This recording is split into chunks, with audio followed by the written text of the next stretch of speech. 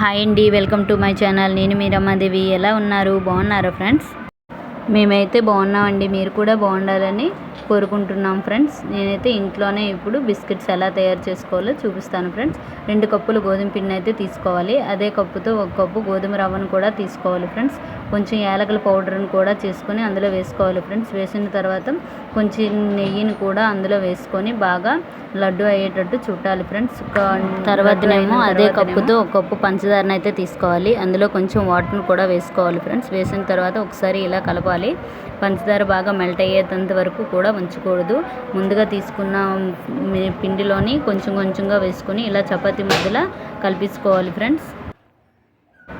చపాతీ ముద్దలో కలుపుకున్న తర్వాతనేమో ఇలా చపాతీలా కూడా చేసుకోవాలి. చేసిన తర్వాత మనకు నచ్చిన షేప్లో అయితే కట్ చేసుకోవాలి ఫ్రెండ్స్.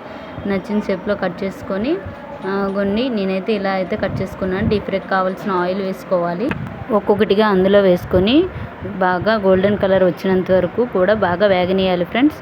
బాగా వేగినంత క్రిస్పీగా క్రంచీగా కూడా ఉంటాయి ఫ్రెండ్స్. చాలా టేస్ట్గా ఉంటాయి. పిల్లల నుంచి పెద్దల వరకు చాలా ఇష్టంగా తింటారు. ఈ వీడియో నచ్చితే లైక్ చేయండి, షేర్ చేయండి, కామెంట్ చేయండి. Thank you for watching. Okay, bye bye. Subscribe చేసుకోండి.